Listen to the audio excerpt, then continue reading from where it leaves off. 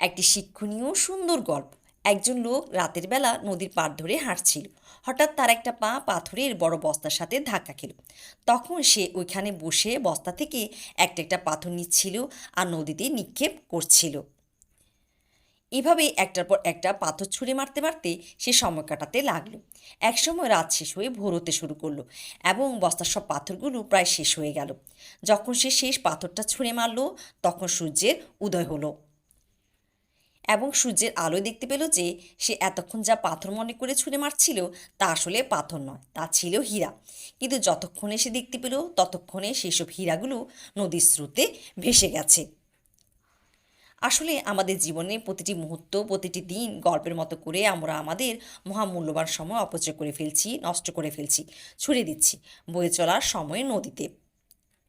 কিন্তু এমন একটা সময় আসবে যখন মনে হবে প্রতিটি মুহূর্ত কত মূল্যবান ছিল, আর তখন হয়তো আমাদের হাতে আর কোনো সময় অবশিষ্ট থাকবে না।